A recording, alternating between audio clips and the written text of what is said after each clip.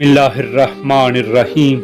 अस्सलामुअलैकुम दोस्तों, आज का मेरा मौजू है हज़रत अली अलैहिस्सलाम और जनाब गाजी अब्बास की जंग। दोस्तों, सीरत की किताबों में मिलता है कि जनाब गाजी अब्बास की उम्र मुबारक जब 9 या 10 साल हुई तो हज़रत अली अलैहिस्सलाम ने बीबी उम्मुल बनीन से फरमाया, ऐ उम्मुल बनीन, अब गाजी अब्बास जवान हो गया है, मशकें इसकी पूरी हो गई हैं, जो गुर मेरे पास थे मैंने अब्बास को सिखा दिए। जनाब हसन ने इसकी तरबियत कर दी है, हुसैन ने इसे सब कुछ सिखला दिया है, अब क्यों न इसके इम्तिहान लिया जाए। बीबी उम्मुल बनीन अर्ज करने लगी, ऐ मेरे सरताज, जरूर इसका इम्तिहान लेना चाहिए। मुझे अपनी घुट्टी और आपके खून पर पूरा इत्मीनान है और यकीन भी है, मुझे फख्र भी है कि इसकी रगों में अली का खून है और मुझे अपनी वफा पर नाज है। ये हो नहीं सकता कि आपकी इत्मीनान पर पूरा ना उतरे। रिवायत के मुताबिक जब भी जनाब गाजी अपने बाबा, अपने भाई हसन, भाई इमाम हुसैन और बीबी ज़ैनब सलामुल्लाह अलैहा के सामने आते तो हाथ बांधकर, आंखें झुकाकर अर्ज करते, मौला हुक्म फरमाइए। जब जनाब गाजी आए तो मौला अली ने फरमाया, अब्बास तुम्हारा इम्तिहान है। जनाब गाजी ने फरमाया, बाबा हुक्म फरमाएं।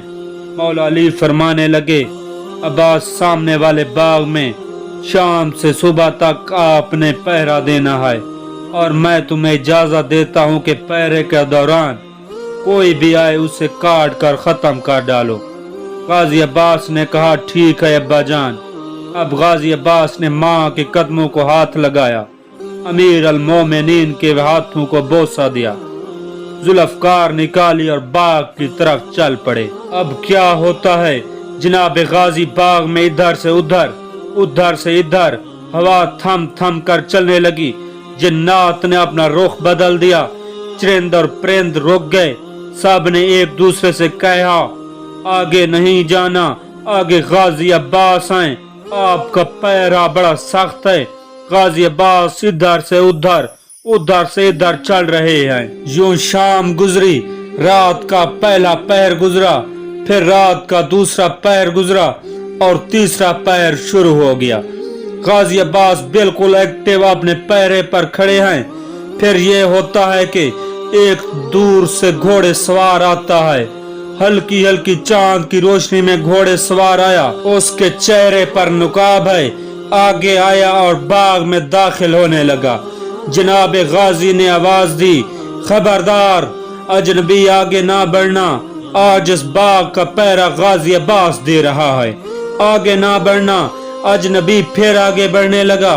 हजरत गाजी अब्बास ने दोबारा आवाज दी, आए अजनबी सुनो, मेरे बाबा ने मुझे आज इजाजत दे रखी है, जो भी आए इसे काट देना और खत्म कर देना। अजनबी अगर खैरियत चाहते हो तो पीछे मुड़ जाओ, आज गाजी अब्बास का पहरा है, आज गाजी अब्बास की तलवार नंगी है, बाद में मेरी जिम्मेदारी ना होगी, पीछे मुड़ जा, बेगुनाह मारा जाएगा। वो अजनबी आगे बढ़ा और हत्ता के बाग में दाखिल हो गया। गाजी अब्बास ने फिर आवाज दी, अजनबी अब अपनी खैर मना, हम बनी हाशिम हैं, हम बिला वजह कत्ल नहीं करते, लेकिन मेरे बाबा का हुक्म है, जो भी आए कत्ल कर देना, छोड़ना नहीं, इसलिए आखिरी वार्निंग दे रहा हूँ, पीछे मुड़ जा। अब जो आने वाला था उसने बड़ी बेबाकी के साथ एक फलदार दरख्त को पकड़ा और उस दरख्त को हिलाना शुरू कर दिया और इतना हिलाया कि दरख्त की जड़ें हिल गई। गाजी अब्बास समझ गए कि आने वाला भी कोई सिपह सलार लगता है। जनाब गाजी ने तलवार निकाली और अजनबी की तरफ चल पड़े और फरमाया, मैं आ रहा हूँ। इधर से अजनबी ने भी तलवार निकाली। अब तलवारों से तलवारें टकराने लगी। रिवायत में मिलता है कि जब तलवारें आपस में टकरा रही थी तो रात के अंधेरे में चिंगारियां ऐसे नजर आ रही थी जैसे आसमान से सितारे गिर रहे हों। अब तलवार से तलवार टकरा रही है, कभी जनाब गाजी की तलवार ऊपर तो कभी अजनबी की तलवार ऊपर, और फिर एक वक्त आया कि अजनबी की तलवार ऊपर आई और जनाब गाजी की तलवार नीचे आई और ऊपर से अजनबी ने तलवार को दबाना शुरू किया। जनाब गाजी की तलवार नीचे जा रही है, ये तलवार जाते जाते जमीन पर लगने लगी और फिर गाजी अब्बास ने तलवार को ऊपर उठाना शुरू किया और तलवार उठाते उठाते गाजी अब्बास ऊपर ले आए। इसी दौरान अजनबी की तलवार थोड़ी सिरकी तो गाजी अब्बास के बाजू पर जा लगी और हल्का सा निशान पड़ा। फिर अजनबी ने कहा, अब्बास तुम बड़े बहादुर हो मगर अभी हमसे छोटे हो। अब्बास अजनबी के इस जुमले से बहुत परेशान हुए। अजनबी ने जल्दी से घोड़े पर सवार होकर गायब हो गए।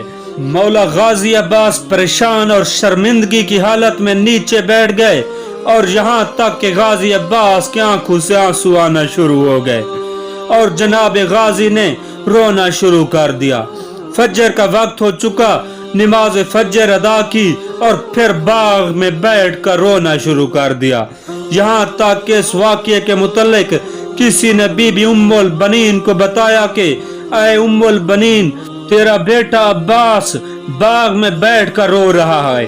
तो बीबी उम्मुल बनीन भागती बाग की तरफ आई और पूछा, बेटा अब्बास क्या बात है, रो क्यों रहे हो? गाजी अब्बास ने जवाब दिया, अम्मा कुछ ना पूछ, वो बाजू पर जख्म दे गया। इसने बाजू पर जख्म नहीं दिया बल्कि दिल पर जख्म दे गया। काश वो मेरे बाजू पर जख्म ना देता और मेरी गर्दन उतार देता। मुझे फख्र होता कि किसी बहादुर के हाथों मारा गया होता। मुझे जो वो बाजू पर जख्म दे गया है, मुझे बता गया है कि तू अपने बाबा के मामलात में पूरा नहीं उतर सकता। अय अम्मा, क्या मैं अपने बाप का शेर बेटा नहीं हूँ? बीबी ने पूछा, बताओ तो सही क्या हुआ था?